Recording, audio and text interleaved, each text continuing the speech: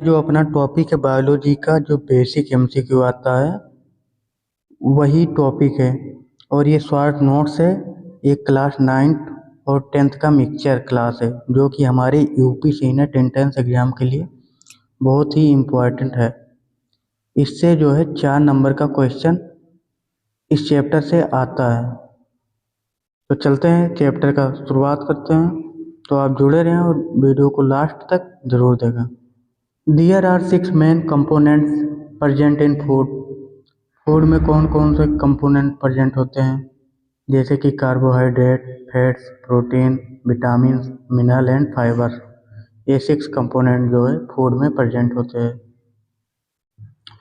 Carbohydrate जो है वो कितने टाइप का होता है, तो एक सिंपल कार्बोहाइड्रेट और एक कॉम्प्लेक्स कार्बोहाइड्रेट होता है। तो 2 कार्बोहाइड्रेट प्रेजेंट होते हैं, जिसमें सिंपल में आते हैं मोनोसेक्राइड और डाइसेक्राइड। ये 2 कंपोनेंट आते हैं। और कॉम्प्लेक्स में जो है एक ही आता है पॉलीसेक्राइड। हम कार्बोहाइड्रेट को जो है प्रोटेक्टिव फूड भी कहते हैं। यहाँ पे जो जो मेन इम्पोर्टेंट लाइन है उस पर मैं अंडरलाइन कर दूंगा, आप उसे अपनी नोटबुक में अच्छे से लिख लीजिए। Carbohydrates are the compound which is made up of 3 elements, carbon, hydrogen and oxygen. जो कार्बोहाइड्रेट होता है वो 3 कंपाउंड से मिलकर बना होता है।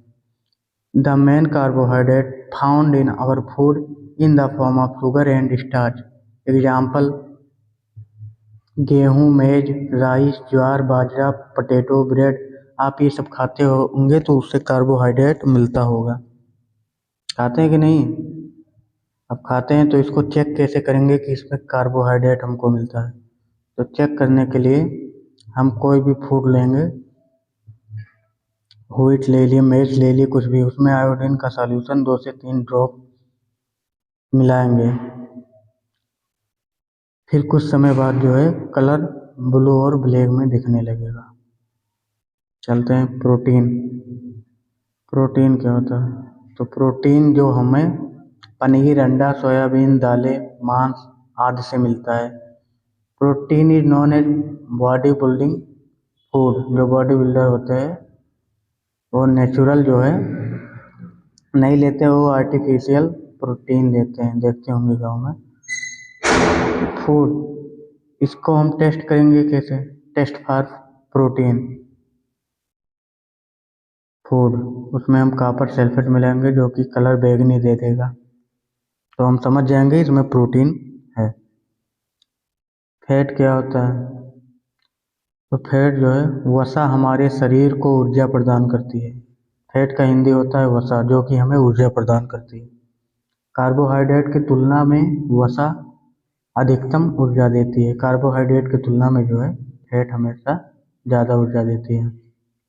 एग्जाम्पल क्या क्या है? तेल, घी, अंडे, दूध, मक्खन, ये सब वसा है।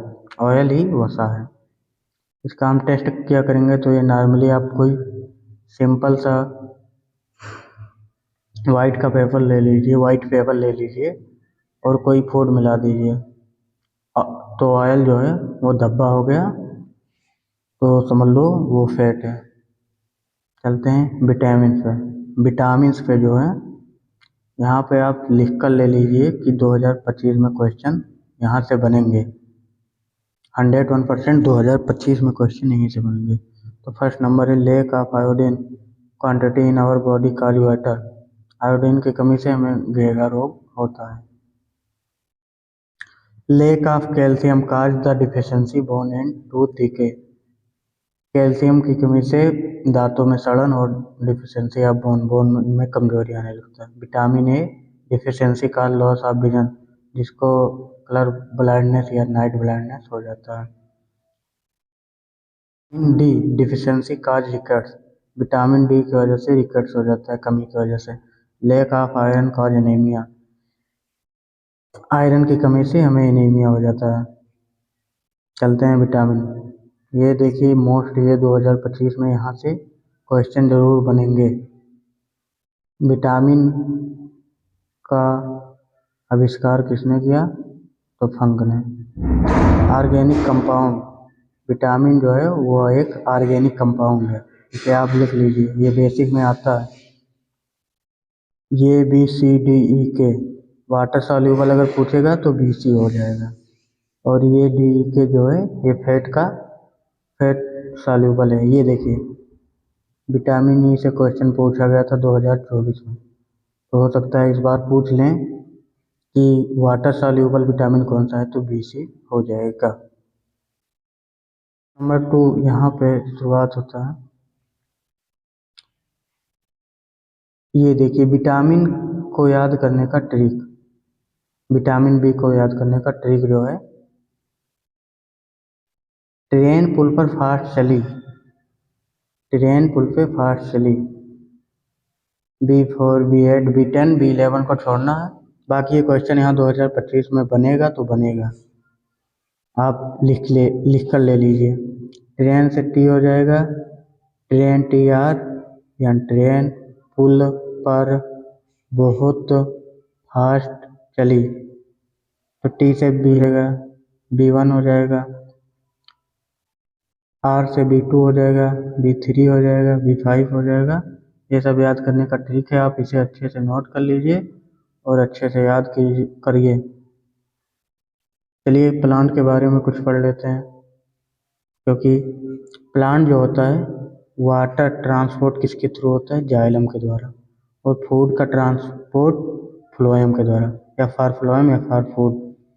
सन से हमें क्या क्या मिलता है, लाइट एनर्जी। प्लांट लीफ जो है उसमें जो होल होता है वो स्टोमेटा होता है, इस तरह का छिद्र। इन्वायरमेंट से वो CO2 लेता है और ऑक्सीजन को रिलीज करता है। ये देखिए क्वेश्चन जो है पूछा गया था, प्लांट में लचीलापन किसके कारण होता है 2024 में, तो ये कोलेनकाइमा के द्वारा होता है। 2025 में जहाँ से क्वेश्चन बनेंगे उसको आप तुरंत छाप लीजिए कॉपी में। Fat soluble vitamin A D के, ये फैट सॉल्यूबल विटामिन है, और बी और सी जो है ये वाटर सॉल्यूबल विटामिन है। वाटर सॉल्यूबल विटामिन देखिए आप सभी को तो नॉर्मली पता है बी और सी, उसके बाद भी कुछ तो है, उसको तो आप पढ़ते नहीं। तो ये biotin, niacin, pyridine, thiamine, vitamin C, folic acid, riboflavin, vitamin B12, pantothenic acid, जिसमें ये वाटर सॉल्यूबल विटामिन है। अब चलिए कुछ कॉमन नेम और साइंटिफिक नेम और डिजीज को देख लेते हैं, फिर करते हैं एंड। तो देखिए विटामिन ए सॉल्यूबल जो कॉमन नाम है, विटामिन ए सॉल्यूबल जो है उसको रेटिनॉल, विटामिन ए से हमको क्या मिलता है, विजन जो है वो ठीक रहता है, तो रेटिनॉल हो जाएगा, जो कि 2024 में यहाँ से पूछा गया था, दृष्टि दोष होता है। विटामिन B1 वाटर सॉल्यूबल से थायमीन, बेरी विटामिन सी से एस्कॉर्बिक एसिड, इसकर भी होता है। विटामिन डी फैट सॉल्यूबल है, जो कि कैल्सिफेरॉल मिलता है, ये 2024 में पूछा गया था। विटामिन ई टोकोफेरॉल, विटामिन के फाइटोनडाइन। अब आगे जो मैं बताऊंगा उसको रटना है, याद करो, चाहे जिस तरह का याद करो, क्योंकि यहाँ से 2 नंबर आपके फिक्स हो जाएंगे। और यहाँ से अगर जो नहीं याद कर पाया समझ लो उसका 2 नंबर खत्म हो गया। तो मैं एक ट्रिक बता रहा हूँ, आप इसे अपने दीवार, घर पे दीवार जो होगा वहाँ पे एक चार्ट में बनाकर लिख कर लीजिए, अभी काफ़ी दिन है, और अच्छे से याद कर लीजिए, तो याद हो जाएगा, ना तो हमारे 2 नंबर चले जाएंगे, क्योंकि एक एक नंबर का बहुत ही महत्व है हमारे एग्जाम के लिए। तो चलते हैं इसको याद करने के लिए। विटामिन ए जो है रेटिनॉल केमिकल नेम है, vitamin B1 thiamine, vitamin B2 riboflavin, vitamin B3 niacin, vitamin B5 pantothenic acid, vitamin B6 pyridoxine, vitamin B7 biotin, vitamin B9 folic acid, vitamin B12 methylcobalamin, vitamin C ascorbic acid, vitamin D cholecalciferol, vitamin E tocopherol. तो deficiency vitamin A से night blindness, vitamin B1 से berry, vitamin B2 से riboflavin, यानी disease जो होता है angular स्टोमेटिस होता है।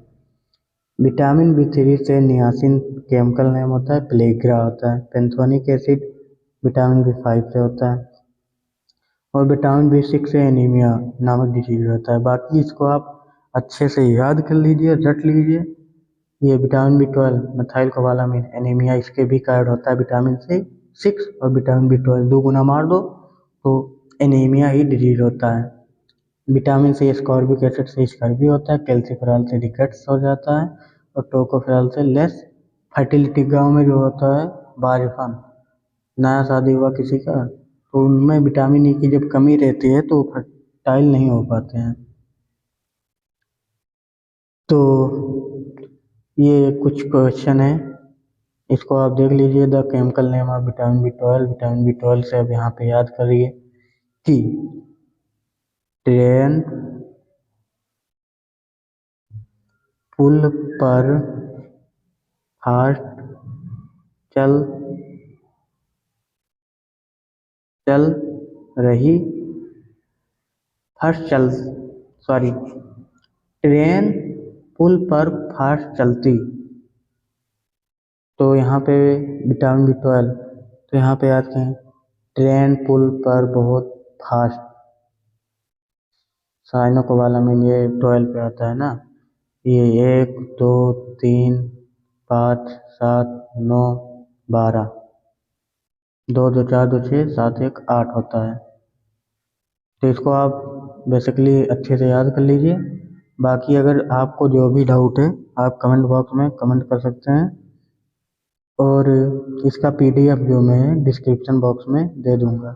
आप अच्छे से लिख लीजिए और नोट्स बनाइए, और हाँ एग्ज़ाम निकालिए, फिर KGM में चलते हैं। अच्छे से 4 साल वहाँ पे मज़ा करेंगे, लेकिन हाँ 2 4 6 महीने कष्ट उठाना पड़ेगा, तभी तो मज़ा कर मिलेगा।